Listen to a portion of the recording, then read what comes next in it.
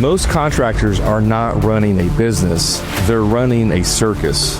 And the difference is that in a real circus, the clowns are professional and they're consistent.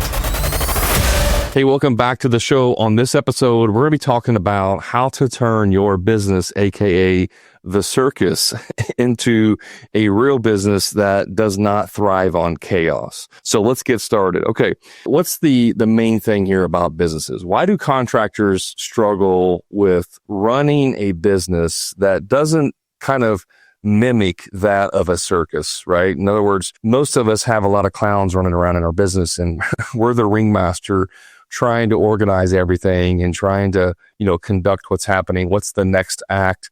What's coming up next, all that stuff.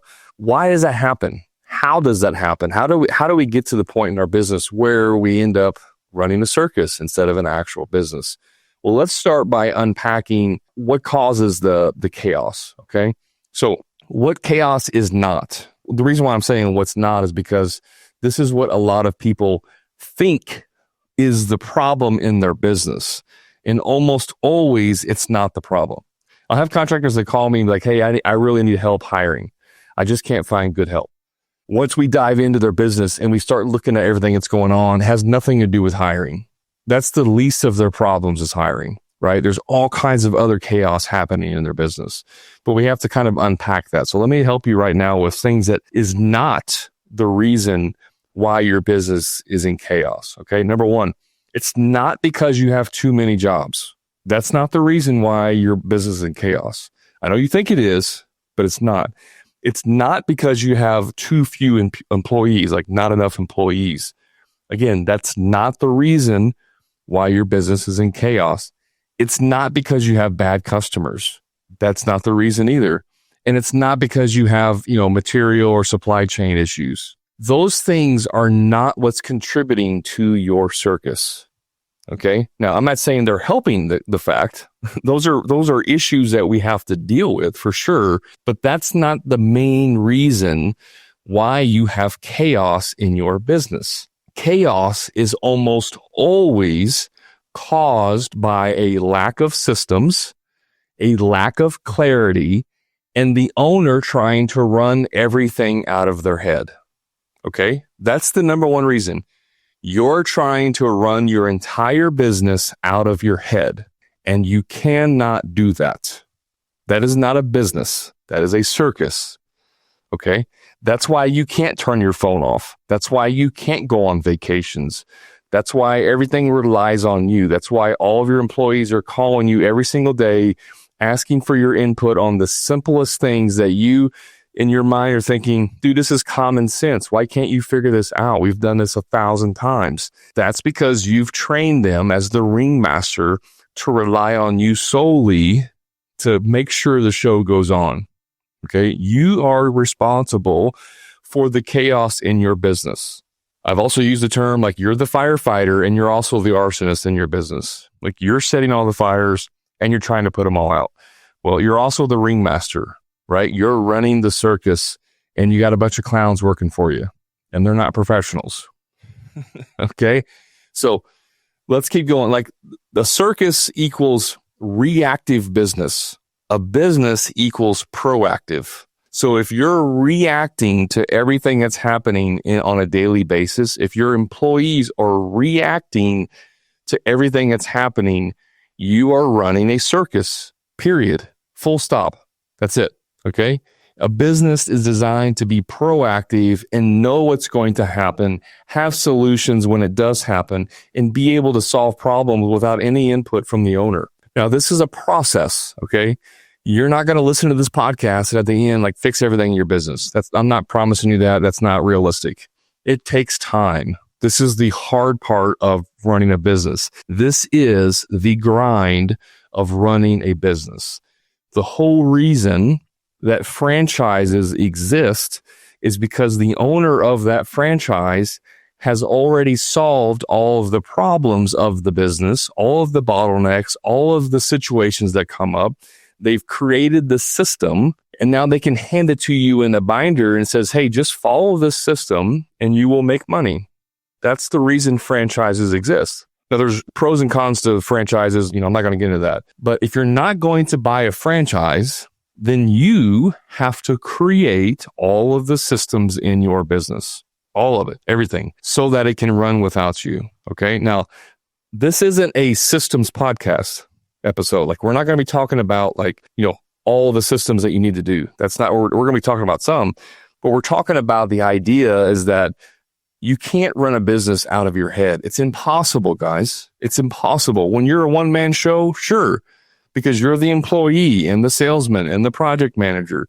You do everything so you can remember everything, or at least try to. That's not a business. That's just a job. You're self-employed. You've created a job for yourself. So when you're running your business right now out of your head because you're the only person, and then you want to hire people because you want to get off the tools, you have to create all of the systems to pass the information on.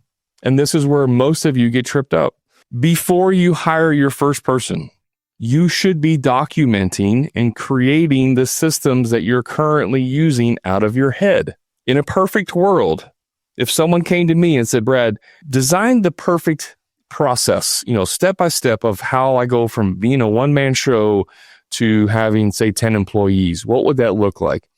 I would tell you, before you hire your first employee, you should be documenting everything you're currently doing, so that when you hire your first employee, you're plugging them into a system, and then you're tweaking it as you go, because it's not going to be perfect. You're not going to know everything. Like, you're going to put it on a piece of paper and it's going to be perfect. No, I've talked about this before.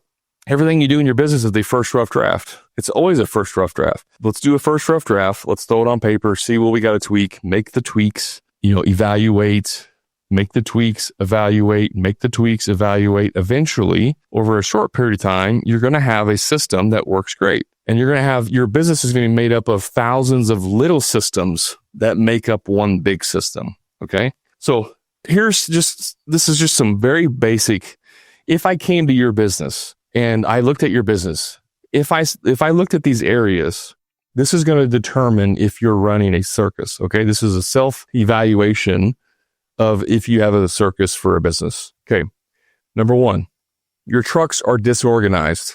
They're just straight up disorganized. We all know, and I make fun of the contractors that have a dashboard that's just full of coffee cups and notepads and trash. If that's your truck, you are going to have a serious problem growing a business, like actually creating and growing a business. Okay. You're going to have some people in your life and your business that can keep you organized if you're going to have success. But that's not like, if your dashboard looks like the back of a dump truck, a garbage truck, you're struggling, man. Like, you're in trouble. You're in serious trouble, because one, there's no reason to have a dashboard like that. And two, it just proves that you're disorganized.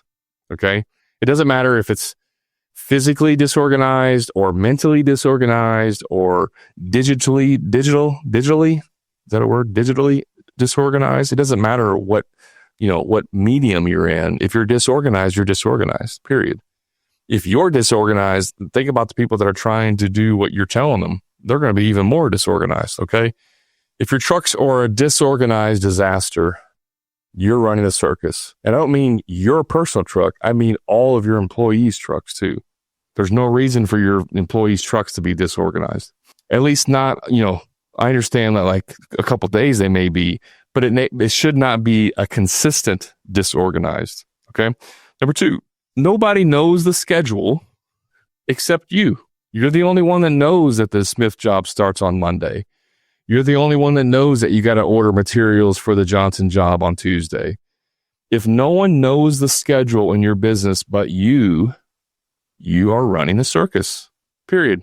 Full stop. If you have surprise material runs every day, man, this really got me. Like, this hit home with me for sure. If you're running surprise material runs on a daily basis, you have a circus. Okay.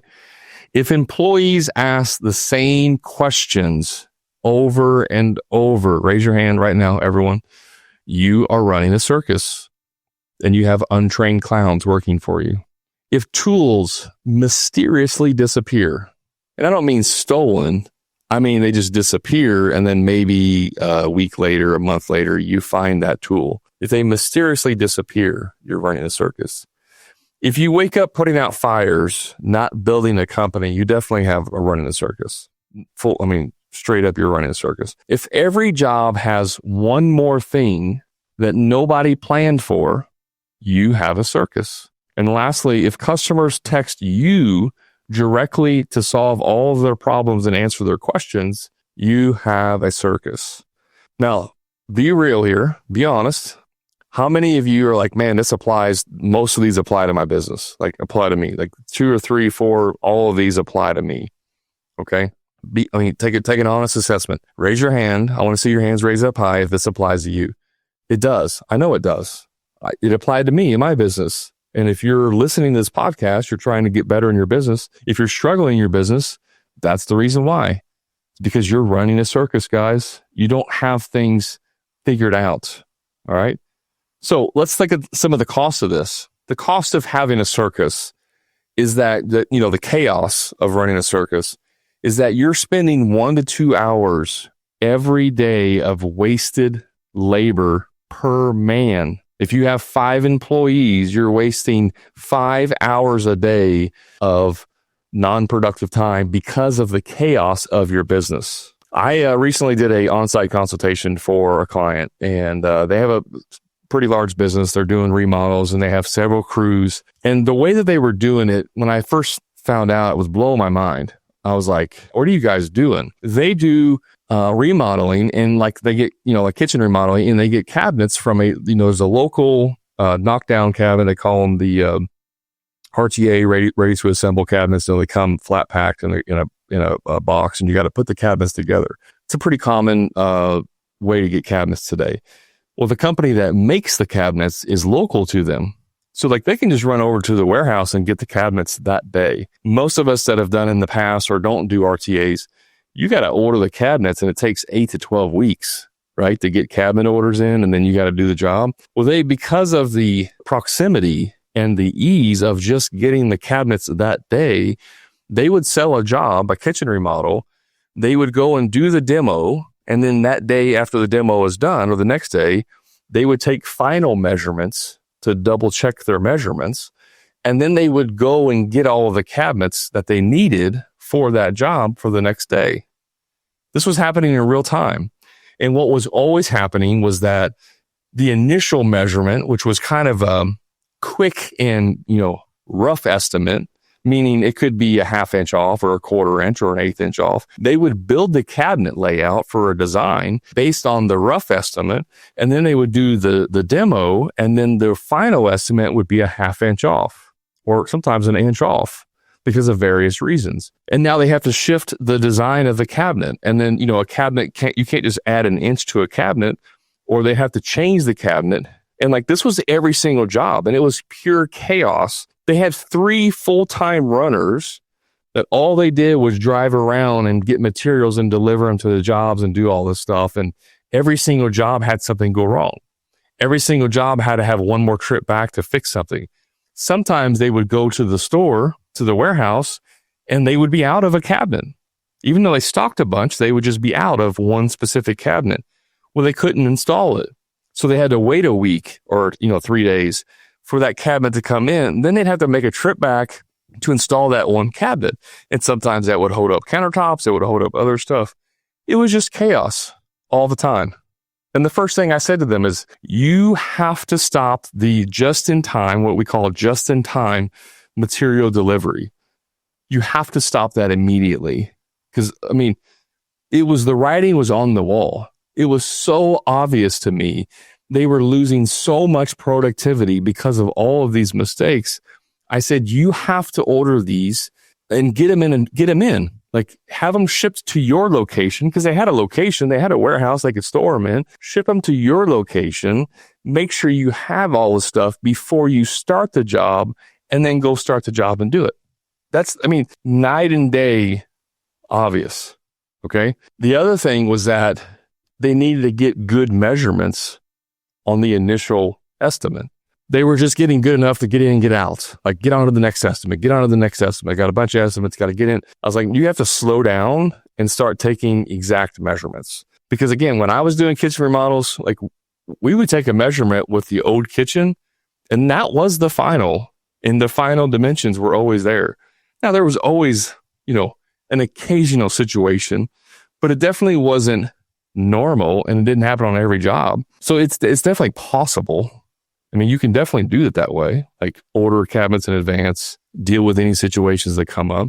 That's just an example of one way of doing something and not reflecting back and not looking at what's going on in your business because you've built it so big and everything relies on you that you don't have the brain capacity or the time to actually sit down and solve problems. So you're just in full 100% of the time, trying to solve problem mode, firefighting mode, and you don't have time to actually stop and look. By the way, this is one of the benefits of having someone like myself come into your location, do an on-site consultation, and look at your whole business because I can see it from an outside. I have no emotional attachment to your business, none.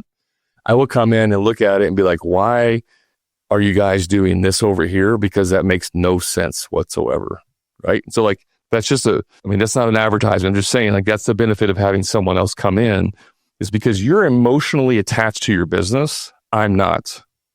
I don't care about the emotions that you have towards your business. I'm going to come in and say, this is wrong. This is screwed up. This is stupid. Stop doing this. Start doing this because you're too much in. You're too deep into it. You can't even see what's happening. So that the hidden bleeding that's going on, 1 to 2 hours a day, wasted time, lost materials, lost tools, redo work, delayed jobs, angry customers. If any of these things sound familiar to you, you're running a circus and you need to stop. I mean, you got to make some changes. You really do. And then obviously the last one, like frazzled owner, of course you're frazzled. I know this from experience. You're worn out. You're waking up in the morning and thinking, man, I don't know if I can do this anymore. I joked all the time, I would quit my business 365,000 times. Like once a day, I would quit my business in my head. I'm like, this is stupid. I'm not doing this anymore. And then I wake up the next day and I'm like, okay, I can do this. Like, it's just, if that's you, if you're living in that constant state of stress and you don't know what to do next, and, I don't know if I want to keep doing this, it's not worth it. You need help, period. You need help. Stop pretending like you're going to figure it out some way. Stop pretending that it's going to fix itself. It's not.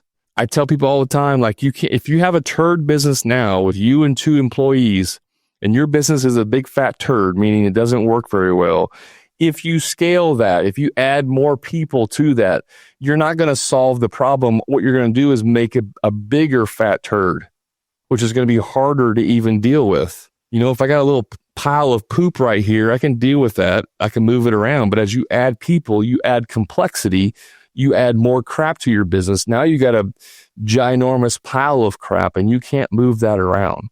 That's what happens to 99% of contractors who think scaling their business solves their problems. It does not. You have a benefit if you're small. If you're a one-man operation, you have an enormous benefit right now by starting to solve the problems before you add complexity to your business. Like I said, if everything relies on you, you've built a circus. You have to build systems in your business and you have to create, systems that people can run. So people without systems create clown shoes. Okay. People without systems create the big fat clown shoes that are hard to walk in. That's what you're doing. You're basically taking your employees, putting big fat clown shoes on them and say, go out there and work. See how effective that is. You wear big fat clown shoes for a day and see how effective that is for you. It's not. That's what you're doing to your employees when you have no systems for them. Let me just give you one example. Now, I was going to print this out and I totally forgot before I started this, but I had a worksheet. It's a 1-page sheet that I made in, Google Excel or Microsoft Excel, Google Sheets, whatever. And all it was an inventory sheet. Because of the nature of our business, we would stock certain things on our vehicles, on our vans. Normal stuff, like different types of caulking, clear silicone interior, or, clear or white exterior, or clear, interior plumbing, white interior plumbing. Like we would stock like 6 different types of, caulking and adhesives, on our trucks. And so we would use those on a regular basis. Obviously screws, fasteners, we would use a crap ton of fasteners and anchors on a weekly basis. I would stock all of those things in our warehouse. Okay. Every single Monday morning, first thing, we would have a meeting for the week of what's going on. Just a quick little, here's what's going on this week. And then we would clean out and restock our vans. Does it cost money to do that? Yes, it costs a lot of money. And then eventually we started adding training onto that as well.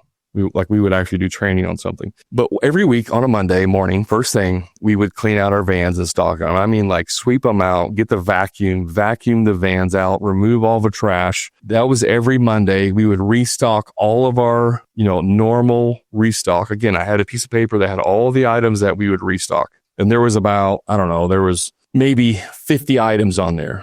I'm talking about shims, different types of fasteners, the caulking, adhesives, tape, things like that, things that we would use on a regular basis, saw blades, drill bits, and we would go through those every Monday. And then the beginning of the month, the first Monday of the month, was a full-blown, go through everything. We would PM the vehicles. We would check the air tire pressure or the tire pressure. We would check the oil in the vehicles. We would do a full PM on that. But then we would also take our drill bit box and go through all the drill bit box, because, you always end up with extra drill bits. You lose drill bits. We would go through and restock the drill bits. If you use, GRK screws, or you use screws that had a star bit, a torque bit, whatever you want to call it, you got to have a T25, you got to have a T15 or a T30. There's different sizes depending on what screws. Well, those bits break. I had, freaking dozens and dozens of GRK bits in the warehouse. So if you're using trim screws, everybody knows if you use GRK trim screws, you use the gold bit, right? It's T15 bit, and those things would break and strip very easily. I had dozens and dozens of those bits. So once a month, we would go through all the bits.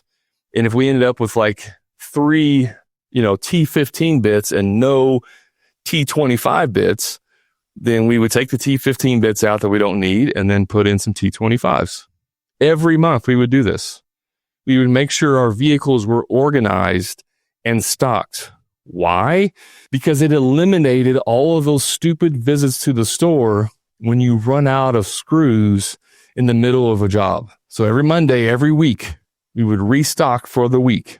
We would have, different types of screws. We systematized it so that we only carried 5 different types of framing screws. We would have, a 3 1/8 inch screw. We would have a 2 1/2 inch screw, and we would have a 1 inch or 1 1/4 inch framing screw. Those are the only 3 types of screws that we would carry. And then we would have cabinet screws. We would have a 3 1/2 inch cabinet screw and a 2 1/2 inch cabinet screw and a 1 1/2 inch cabinet screw. We would carry 3 different cabinet screws. Now we would have a bunch of other screws too, but I'm just using it as an example. We standardized how many and what kind of screw that we kept on the vehicle. Now you may be listening to this and saying, that's stupid. I just go to the store and buy a box of screws. That's fine.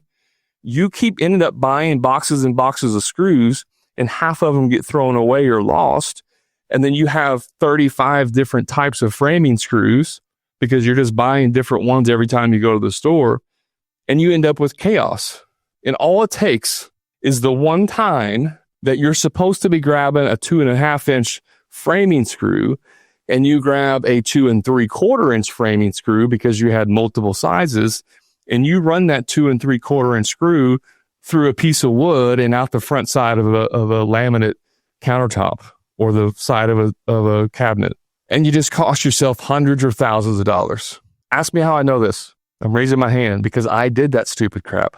That's the reason why I standardized the sizes, is because I had an employee run a screw right through the middle of a laminate counter, huge laminate counter, big L shape. Like that stuff happens because it wasn't standardized. Hey, just a quick time out from the show. If you're a frustrated contractor who's dealing with low profit margins, stuck working on the tools every day, or doing free estimates for people who are never going to hire you in the first place, I invite you to my private contractor community, the Profit Club, where contractors just like you are adding 2 to 3 times more profit each year without producing any more jobs, and finally getting completely off the tools to never do another free estimate again. So if you're ready to increase your profits, stop doing free estimates, and get off the tools, then all you have to do is click the link in the show notes to learn more about the Profit Club and see how it can easily 2 to 3 times the cash in your pocket, give you a proven sales process that will convert more jobs with ease and get you off the tools once and for all. And the best part is you can do all of this without having to produce more jobs than you currently are. Click the link to learn more. Now let's get back to the show. So I said, screw this, we're going to standardize. All it is a piece of paper with check boxes. And all they had to do was they go through their vehicle, they go down the list, and they say, do we have 2 tubes of clear, plumbing silicone? Yes, check it off. It's good. Or no. And then they go get what they want. They go get 1 tube, they put it in their inventory, and then they check it off as it's done. If we were out of them in the warehouse, they would check a different box that would say, need to reorder. And that piece of paper that every vehicle would turn in, my office manager can now look at that and be like, oh, we're out of the Red Devil clear interior plumbing silicone that we would use. Kitchen and bath, clear silicone. And so that way she could go and order a new case or 2 cases of that silicone. And again, we standardize which caulking and silicone that we would use. Why? Because I don't want to have 5 different types of clear silicone. I didn't want to have, 3 different types of white silicone or white latex. Guys, this is the level of detail in your systems that you need to create if you ever want to get off the tools and have a business that can run without you. You're thinking like, I just need to hire John and John's going to fix everything for me. John can deal with the inventory. John can deal with the systems and all that. Never going to happen. It's never going to happen for you. I promise. This is just one tiny, tiny, tiny little aspect of your business. At the end of each day, my crew had to remove all the trash out of their vehicle before they could go home. They didn't have to organize everything. They just had to remove all the trash. Why? Because I don't want to start my morning the next day having to finish the job before, having to finish something from the day before. And I had a timeline. Your next question is like, well, what if they're working until 7:00 at night, one night late? I had a system for that. Very easy solution. If you got back to the shop and it was before 5 p.m., you had to clean out your van. If it was after 5 p.m., because we would work till 4:30, essentially it was our quit time. And maybe it was 5:30. I honestly don't remember the exact times, but let's just say it was 5. If it was after 5 p.m. when they got back to the shop, then they could leave it, get in their vehicle and go. Now they still had to turn in their receipts for the day. That had to be done regardless. And they had to make sure that any paperwork they had was turned in. Those had to be done. But if they had a bunch of crap in their van, bunch of trash, it was going to take 10, 15 minutes to get it out. If it was after 5 p.m., they could go home and do it in the morning. But they basically had to come in a few minutes early in the morning. Most of the time they were done, they got back before 5 p.m. and they were able to remove all the trash. But I was still considerate of hey, maybe your son has a baseball game at 5:30 and you're trying to get out. I get it. Do it. Go. No problem. But we're not going to get back to the shop at 4:27 and then turn in the paperwork and leave. You are going to take all the trash out of your van. That's not an option, because I don't want to start the morning in a negative. That's a system, guys. That is how you organize your business. It's not just, hey guys, make sure you keep everything organized and turn in the paperwork whenever you get a chance. That's not a system. That's a circus, and you're the ringleader of that. Most chaos is in communication, because you're not communicating effectively. You gotta kick off the meetings. You gotta have the daily huddles. You gotta have the end of day reports if you need that. You gotta have scope recap. Yeah, you gotta do that. if you need scripts for the customers, for your guys to follow, whatever it is, like you just have to put those things together for your people. You need to have job scope clarity. I cannot stress how important this is. Most of the time, because you're doing free estimates and you're stressed out and you're running 100 miles an hour, you're not putting together full-blown detailed scope of work. You've had the benefit of seeing the job in person, putting it together in your head. Oh, okay, we're going to take out this bathtub. We're going to expand the shower, make it a big walk-in shower. We're going to have to move this plumbing over here. We're going all these things. It makes perfect sense in my head. I can see it clear as day because I have a photographic memory and I can see all this stuff. That's what makes me so great. I take that, I put on a piece of paper. We're going to remodel, full bathroom gut remodel, demo the bathtub, make the shower bigger, and relocate the plumbing. That's your full detailed scope of work. And then you're just going to fill in the gaps whenever you get to the job site the day of. So you show up to the job site and you're like, hey, John, Chris, come over here. I'm going to go over this job. So what we're going to do here is we're going to demo everything out. We're going to move this we're going to take this tub, demo it out. We're going to move this shower. We're going to make it 3 feet bigger. We're going to come out 6 inches. We're going to relocate the plumbing over here. We're going to do this, and this. We're going to drywall. We're going to do it. And you're going through an entire brain dump of what's going to happen in this job. And you know what your employees are thinking?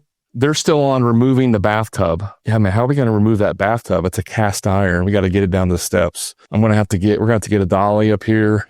We got to cut that out. Probably going to have to, do some framing in there. That's going to be a pain in the butt. I don't know how he expects us to do this and blah, blah, blah. And that they're on the bathtub, the first thing you told them, and you're on step 34. They didn't hear anything else you said. Nowhere do you have detailed scope of everything you just said.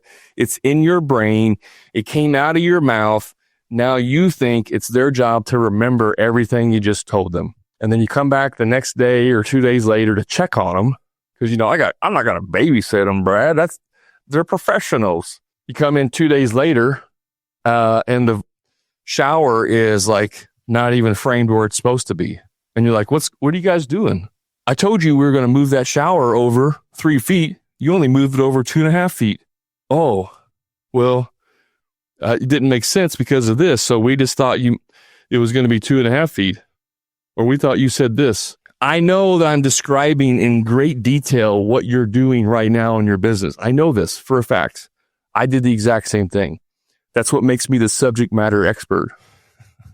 That's what makes me available and gives me the opportunity to help businesses get out of this craziness. Because I've been there, I lived it, overcame it. This is not unique. Promise you, 99% of you out there are having this problem in your business. But Brad, my problem's special.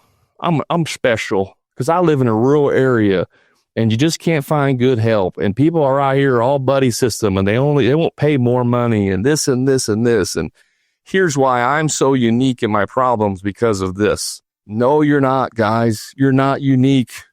There's nothing unique about your business. Nothing. You're in the same circus that everyone else is in. That's why it's so easy to help coach people. You're not unique. There's like maybe 6 different scenarios that you could be in. And you're going to be in one of those 6 scenarios. And I don't care what you do. I don't care what industry, what location. I don't care. It doesn't matter. Whatever excuse you give me does not matter. You're just like everyone else. But you're unique. You're a unique little snowflake, Your situation, it's just so difficult. That may work in the big city. It doesn't work in, rural America. Next guy says, that may work in rural America. It doesn't work in the big city. Same problem. Both of you saying the exact opposite. I digress. All right. So, miscommunication triggers domino effect whenever things are disorganized in your business. We get the wrong materials. Whose fault's that, right? Whose fault if the wrong materials show up? Well, it's easy to say, well, they delivered the wrong materials. Okay, that's fair.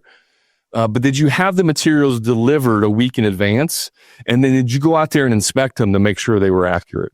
And then did you have the client sign off on colors and designs whenever you were doing the initial planning stage? And then did you confirm that with them once the materials came in? No, you didn't? Whose fault's that? It's yours. It's your fault. That is not the moron at the material department or the cabinet department that shipped out the wrong stuff. That's not his fault. No, that may be true that he shipped the wrong thing out. It's your fault you didn't catch it before it was installed. It's your fault you didn't double check it before it was installed. I had this problem with my own parents, my parents' bathroom. I remodeled their bathroom one time, and I had a my supplier that was like the lumberyard / kitchen, supplier, vendor, if you will. The sales lady there was working with my mom, and my mom had she was looking at 2 different types of cultured marble tops, just, basic cultured marble, like one gray and different things and a couple different bowl shapes. And they were doing that on their own. Like that, I was out of that loop. So we order them stuff, the day comes, get home, we install the vanity, we install the countertop, everything looks beautiful, everything is great. My mom wasn't home, she didn't get home from work till after 5:30. We were already gone. I get a call from my mom, hey, this isn't the right countertop. I'm like, what do you mean? She's like, this isn't the right color. I wanted a different color. And so what happened is that she had originally picked this color, and then she changed her mind, and that information was not updated, right? Now, whether it was a salesperson's fault or it was my fault, we can point fingers all day. At the end of the day, the buck stops with me. It's my responsibility. How hard would it have been for me to take a picture of that countertop and the color and send it to my mom as a text message and said, hey, I just want to make sure, is this the right countertop that you picked out? And she could have said, that doesn't look right. And that would have been prevented. Now, my mom being gracious, she's like, no, it's fine. It's okay. I'll live with it. And we didn't change it. But if it was anybody else, any other customer probably would have had to have changed it. We would have ate the labor cost. The vendor may have paid for the countertop or at least returned the old one, citing, okay, yeah, that was my fault. But at the very least, we're still paying for the labor. Those things are all avoidable if and only if you have systems in your business. Delayed starts. How many of you ever had delayed starts? Hey, we're going to start your job next week, Mrs. Smith. We're going to be there Monday morning, 7:30, and we're going to get this thing started. Oh, I can't wait, Brad. I'm so excited. We've been waiting for so long. We're so excited. I know, we are too. What happens Friday afternoon? Tell me. What happens Friday afternoon? I'm going to sip my coffee while you tell me. You know what happens. Don't lie. You become frantic finisher because that job you were going to finish on Friday is not quite finished. And so you're working till 5 and then 6 and then 7 p.m. on Friday evening because we got to get this job done so we can start on Monday this other job. Right? And then you ruin the whole experience for your clients. They're pissed off. But hey, you got the job done. Let's move on to the next one. Or you're like, well, we can't get it done today. There's no way. We got to come back on Monday and finish, or Saturday or whatever. But we got to come back on Monday. And so we got to push Mrs. Smith off. Hey, Miss Smith, we got to finish up a job. No big deal. It'll take us 2 hours. We'll be at your house by 10 o'clock. No problem. We'll be there by 10 to get started. Okay, I understand. Things happen, Brad. Yeah, no problem. 10 o'clock, you're still on the job. It's not done yet. You got to call Miss Smith. Hey, Miss Smith, we're still running a little bit over. It's probably going to be after lunch. Okay, yeah. 1 o'clock comes, still not quite done. 2:30, you show up to the job site. What do you do? What's the point of starting at 2:30? This is all domino effects of you not being organized, you not planning properly, you not estimating properly, you not charging enough. These are all symptoms, right? These are the side effects, if you will, of what's happening. I know I'm speaking directly into you. I know you hear what I say and you're agreeing because I was there. This is where you get the angry customers. You told me you're going to start at 7:30 and it's 8:30. You're not here yet. Job stacking issues. You got multiple jobs going on, trying to juggle that. I got to send Frank over here. Frank's the only guy that can do drywall and he's got to be at 2 places at once. And John's the only one that can do tile. And I need to have him on both jobs. That's stuff that happens out of chaos. Lost referrals, bad reviews, stress at home, keeps going. All from one clown balloon. If the identity that you have is that if I'm not involved in everything, it falls apart, then that is the most clear, sign that you're the problem in your business. If you have to do everything, you are the problem in your business, right? You trained all your people, you hired them, you have the processes or lack of. That's you. That's all you. All right, let's wrap this up. I know we're going long. I can talk about this for days. Let me help you with a couple simple systems right here, just to get some tactical wins. Just put together a very simple, a weekly truck audit where you just once a week you go through your vehicles and do whatever. If you shoot me a message, email me or text me or whatever, I'll send you my vehicle inventory worksheet. It's very simple. There's nothing complex about it, but I know everybody thinks that the sheets are going to make everything easier. I will send it to you as an example. Just shoot it to me and I'll send it to you. I'm not going to go through the process of putting up an entire, workflow. And unless if you're interested, send me a message. I will send it to you. Material bins, have jobs for, or have bins for jobs. Depending on what you do, obviously you can't have a bin for an entire kitchen, right? But if you're doing, say, gutters, one of my clients does gutter installation. They have like vertical racks, where they can take pieces of gutter, or if they're doing like, obviously most of the time they're doing seamless gutters, they have coils. But let's say this job, needs white, they would have a box or a couple boxes of white coil there, and all the elbows and all the components they need. They would pre-stage their jobs in like bins, and each job had its own bin. And so the crews came in the morning, they go to the bin, they grab the job, they grab the paperwork, they got everything they need right there, and they go out, right? You can systematize that. Communication channels, you need to have separate communication channels. You can, for production, one for sales, one for client communication. Those are the things to work on. Like just identify and figure out, these are the channels we're going to use. Some of you, you're using a combination of text, email, Slack, and, company cam to communicate with your team. Like just pick one and then use that. If you're going to use text, fine, then use text. I used, one thing I used in our business was Marco Polo, which was just like a video recording, messaging service, because you can record video. And so if the guys were like, hey, we got a major problem, we can't solve it, they could record a video, I could see it. It also would show receipts, read receipts. So if I send a video to the guys like, hey guys, make sure, when you're at the store to pick up this and this and this or whatever, whatever it was, that I could see that they watched the video. They couldn't say, oh, we didn't get the message. I know you got the message because it tells me you got it. So like that was just a simple thing we used. It was called Marco Polo. There's lots of other things. I don't care what it is, but don't have the information spread across multiple channels. Consolidate it into one that works for you. And like even with using Company Cam, you can do videos, like do scope videos, walk around, just like you're doing with, in the morning when you're giving them the walkthrough, while you're doing the estimate with the customer. And you find out everything they want. You're like, okay, it's going to give me a few minutes. I'm going to, like, yeah, no problem. Let us know when you're done. You go in there, you open your phone, you hit record on your video, and you walk through and you say, okay, we're going to take out this tub right here, and we're going to make the shower bigger. It's going to be about 3 feet. Now, I don't know the exact dimension. We won't know until we get the wall open, but roughly where this window edge is where the wall is going to go. So we need to make sure we figure that out whenever we lay it out. The plumbing is going to be moved over here, blah, blah, blah, blah, blah. Like you can walk through with a video, and now your team can just watch the video. They can back it up. What do you say about the wall? Back it up. Oh, he said it needs to be right around here. So we need to take in consideration the trim on the window. Okay, cool. That's pretty simple. That's a system, by the way. And that's all you got to do. Like it doesn't have to be super complex. So here's, again, I know we're running on time, but here's some things you can eliminate to help solve some chaos in your business. One, verbal only instructions. That is a huge no-no. If you can say it, it should be on paper. Or another way I like to say it is if it's not written down, it didn't happen. If it's not documented somewhere, it did not happen. If I tell you we're going to take out this tub and move this wall open verbally, and I don't have it written down anywhere else, that conversation did not happen.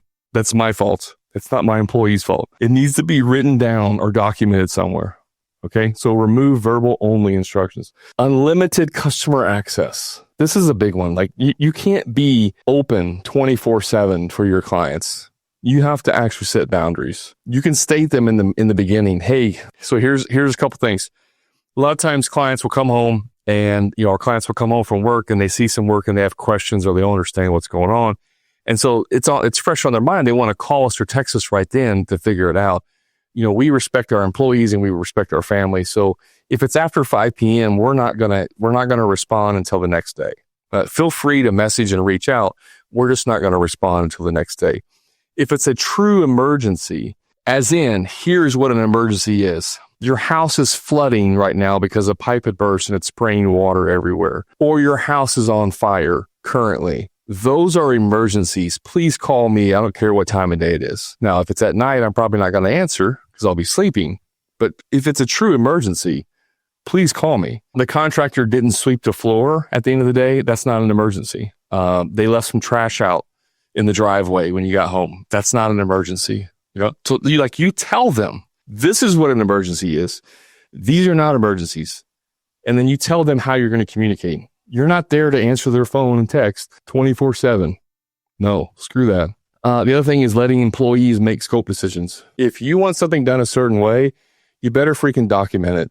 You better put it in the scope so that there's no decision being made by the employees. Now, if you've trained them and you give them certain latitudes, that's fine. You can do that. But don't let them make decisions because you didn't put enough information in the scope. And then say, don't call me for everything. Brad says, I got to train my employees not to rely on me for everything. Well, if you don't give them enough information, then what do you expect them to do? You're basically setting them up to fail. You can't say, don't call me, and then not give them all of the information they need. That doesn't work. And then mental to-do list. Guys, write it down. For God's sake, write it down. Stop trying to operate on memory. When you go to the store and you have a checklist of things you need, and then you get back to the job site, you're like, oh, crap. Totally forgot I need to grab an extra tub of drywall mud. Don't do that. Write it down. So stupid. I mean, it's really stupid that I have to say that. But again, I did it. I did all of these. Guys, when you fix these things in your business, your jobs will run smoother, your employees stay longer, you get weekends back, your clients trust you, your profit increases, and you can finally scale your business. Who doesn't want to do that? If you love chaos, then just keep doing what you're doing because you'll find it. Chaos will find you, 100% guarantee. If you don't want that, if you're tired of that, that is what I help contractors do. That's what the Profit Club is all about. That's what we do. We help you figure out, identify what systems to build, fix the communication. We teach effective communication, help you create some clarity in what you want to do. A lot of guys have rebranded, they've niched down, they figured out what they want to do. Now their businesses are blowing up because they did that. We help eliminate the chaos and we help you scale your profits. So if that's something you're interested in, you can always reach out to us. We'll schedule a call, see if you're a good fit for the Profit Club. I'd love to help you. But even if you don't, just start looking at your business. And here's a very, I'll leave you with this. It's a very simple test. I actually just heard this today. I think it's a great idea. Turn your phone off for a day during the week. So tomorrow, maybe you get your jobs out the door and then turn your phone off, off, and then go fishing or, whatever you do, ride dirt bikes. I don't care. Go shoot guns, watch TV, whatever it is for the whole day. Just turn your phone off. And then the next day when you go in the office, turn on your phone and your computer and whatever is coming at you, that's exactly what's broken in your business. It will be screaming at you. These are the things you need to fix in your business. Guys are calling you. They don't know where the materials are at. Guys are calling you. They don't know, they can't get into the job or they don't have the right address. And this is happening and this is happening and this and this and this and this and this and all these things and chaos is created in just one day. It will show you exactly what's broken in your business. Now, most of you won't do that because you're scared shitless because you know that everything's going to fall apart. And if that's you got some serious work to do and you need to start sooner than later, or you're going to be so consumed and overwhelmed that you're either going to have a stroke, you're going to start becoming an alcoholic, you're going to get divorced, or you're going to do something even worse that's permanent. That's where that leads to. It does not get better on its own. It only gets worse. It only gets worse. You have to stop and do this now. That's the end of the show, guys. I hope this was a wake-up call. I hope there's some value here. I mean, I really, truly do. I've lived this. This was, for many, many years of my business, I lived through all of this. And it took hiring a business coach for myself to finally see what's going on. And now that's why I do that for others, because it changed my business completely. And I wish that for you as well. So even if it's not me, go get help somewhere. You can't do this on your own. It's not gonna solve itself on its own. I promise you. And you're gonna wake up one day and you're just gonna hate life. And if you're already hating life, then you need to make decisions extremely quick, like in the next week, kind of quick. I'm here to help you. All you gotta do is reach out. All right. You know where to find me on the socials, guys. Just search for the Hammer Grind Podcast. Go to the show notes. You can get links there.